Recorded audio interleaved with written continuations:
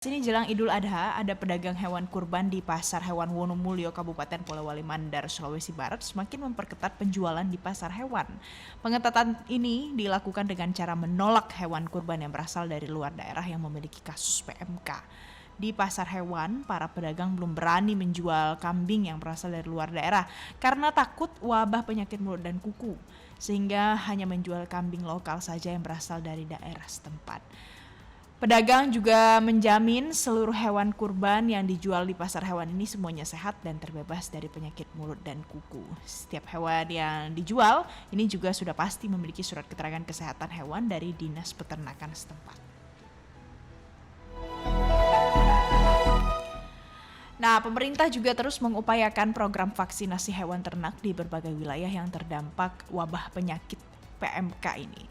Kemudian untuk mengetahui sejauh mana program vaksinasi hewan ternak, kemudian pengawasan ketatnya seperti apa, dan bagaimana pula kalau seandainya kita akan ingin berkurban di Hari Raya Idul Adha yang tinggal sepekan lagi ini, kita akan tanyakan langsung kepada Ketua Fatwa MUI Asrorun Niam Soleh yang sekarang lokasinya lagi ada di Jawa Timur.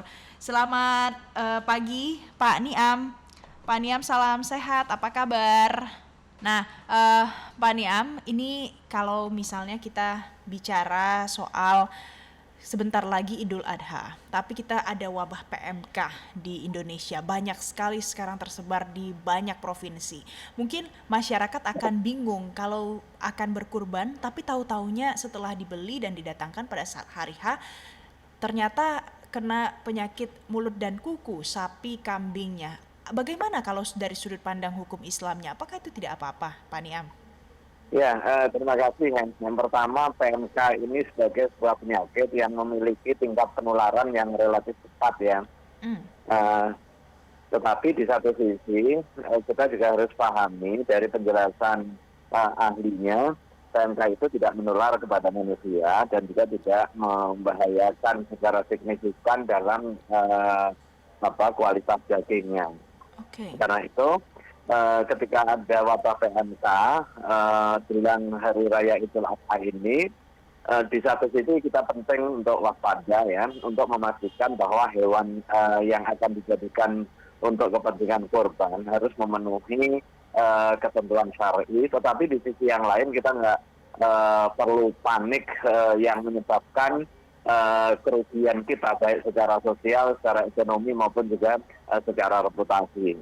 Nah, poin pentingnya Mbak Valen ya, ibadah kurban itu kan ibadah yang didasarkan kepada dogma.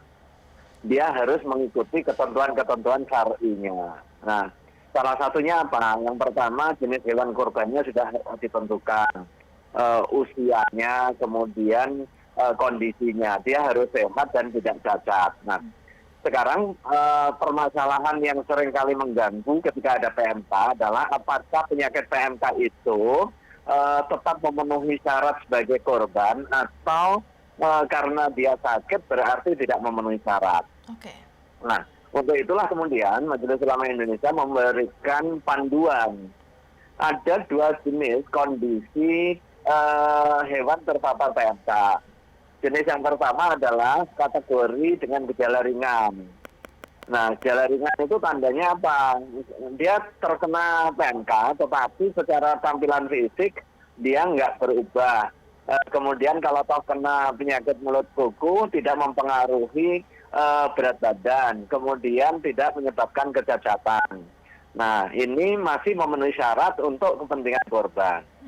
Beda halnya ketika hewan terkena PMK, kemudian menyebabkan lepuh lesi yang akhirnya dia nggak bisa jalan, atau jalannya pincang, atau menyebabkan kurus yang sangat, maka itu tidak diperkenankan untuk kepentingan kurban ya.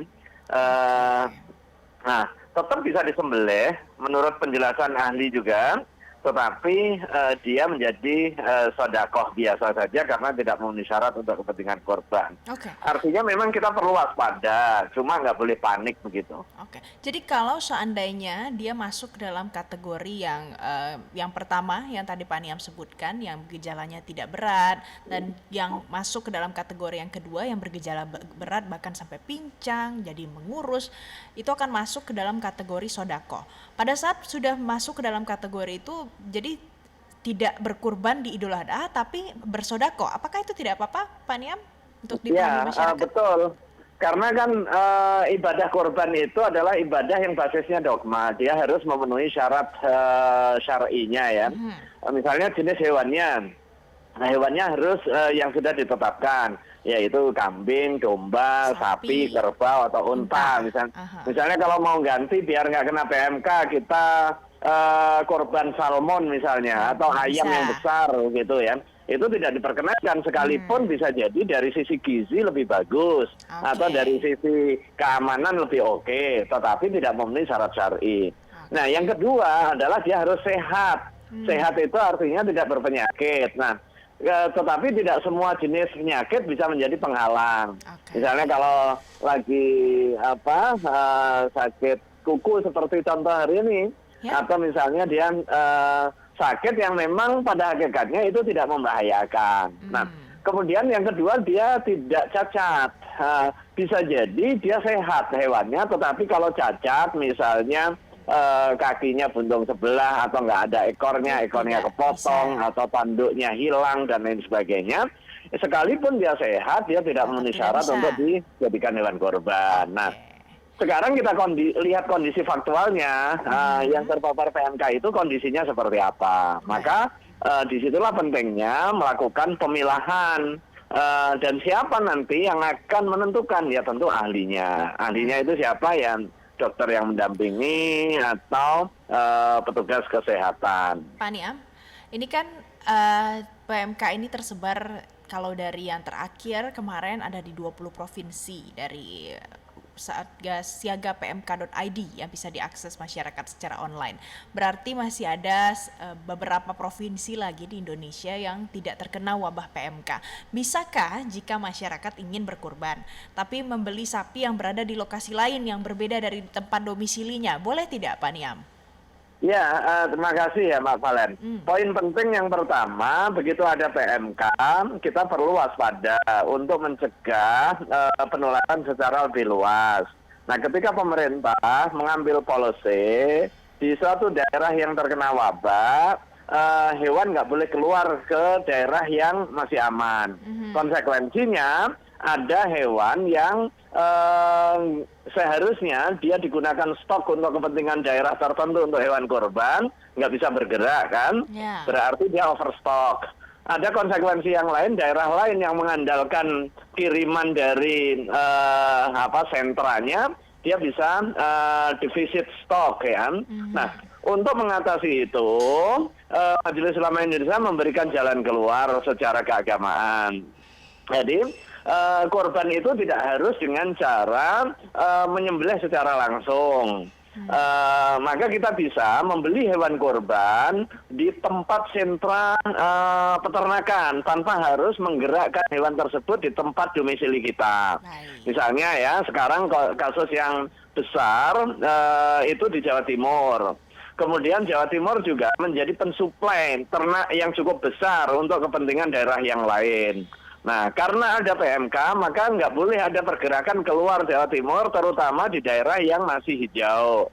Nah, untuk mengatasi itu, masyarakat Muslim yang hendak berkorban bisa membelinya di daerah Jawa Timur. Atau kita menitipkan uang melalui lembaga sosial keagamaan, atau melalui jejaring virtual ya, sana jual hewan kemudian kita beli dan kita menitipkan sekaligus untuk kepentingan penyembelihan, dan itu dibenarkan secara syar'i. Jadi boleh kuncinya adalah soal amanah tadi, soal keterpercayaan. Boleh dan sah, tapi ini soal amanah dan kepercayaan ya Pak Niam ya. Betul, betul, Ini betul. boleh nih, berarti bisa jadi salah satu alternatif yang bisa diterapkan juga untuk masyarakat begitu ya Pak ya. Pak, di Betul. dalam surat edaran yang dikeluarkan Menteri Agama nomor 10 tahun 2022 itu juga ada yang diarahkan untuk ya sudah lakukanlah kurban di badan amil zakat, di lembaga amil zakat yang memang punya standarisasi, yang terpercaya. Nah, bagaimana arahannya, imbauannya, apa penjelasannya Pak ya? Mungkin bisa diberikan kepada masyarakat. Ya, yang pertama kita punya tanggung jawab untuk mencegah penularan agar ini bisa dilokalisir dan juga resiko mafsadah di tengah masyarakat bisa diminimalisir. Kontribusi kita apa? Kontribusi kita ya menjalankan protokol kesehatan untuk menekan laju peredaran wabah PMK ini di tengah masyarakat. Kemudian yang kedua, karena ini ada momentum pelaksanaan ibadah Idul Adha, bagaimana Idul Adha ini tidak terganggu dengan keberadaan PMK ini melalui langkah-langkah antisipatif kita. Pemerintah memberikan jaminan ketersediaan hewan kurban yang sehat dan aman serta memenuhi syarat untuk kepentingan kurban bagi masyarakat Muslim. Makanya ada langkah-langkah yang diambil oleh pemerintah melalui keharusan SKKH bagi hewan yang akan digunakan sebagai korban, kemudian panduan untuk kepentingan penyelenggaraan penyembelihan hewan korban sedapat mungkin di RPH. Kalau enggak ada kapasitas yang memadai, maka bisa disembelih di tempat tertentu, tetapi tetap dengan tata cara yang aman. Dan ini adalah bagian dari tanggung jawab kita bersama.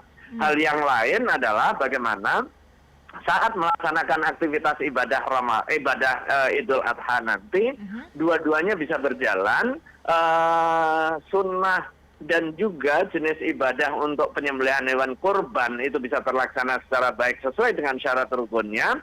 Manfaatnya juga optimal untuk kepentingan masyarakat, mewujudkan perbaikan gizi, mewujudkan kesehatan, mewujudkan dampak ekonomi yang baik, dan mencegah seluruh hal yang bisa menyebabkan bahaya sebaran paparan PMK lebih luas, kemudian menyebabkan penyakit dan lain sebagainya. Ini harus kita antisipasi bersama-sama, menjadi tanggung jawab kolektif umat Islam, masyarakat, dan pemerintah memastikan jaminan keduanya itu. Oke, jadi yang harus berpartisipasi aktif tidak cuma pemerintah saja, tapi juga masyarakat harus terlibat ya, Pak Niam ya. Betul, Dan betul, paham betul. betul bagaimana nanti mekanismenya pada saat pelaksanaan kurban nanti. Tinggal sepekan lagi. Pak Niam, terakhir kalau untuk yang akan sholat Idul Adha nanti, apakah ada yang ingin disampaikan kepada masyarakat bagaimana nanti perayaan Idul Adha yang mungkin akan diselenggarakan? Karena sekarang kan selain dari PMK ini yang kita harus ingat adalah masih ada COVID-19, ada lagi subvarian Omicron BA4 dan juga BA5. Apa pesan dari Pak Niam? Ya, salat Idul Adha di samping sebagai ibadah yang bersifat sunnah muakkadah, dia juga bagian dari syiar keagamaan. Makanya kita harus pastikan bahwa pada saat pelaksanaan salat Idul Adha nanti dapat berjalan secara tertib, dilaksanakan sesuai dengan ketentuan keagamaan.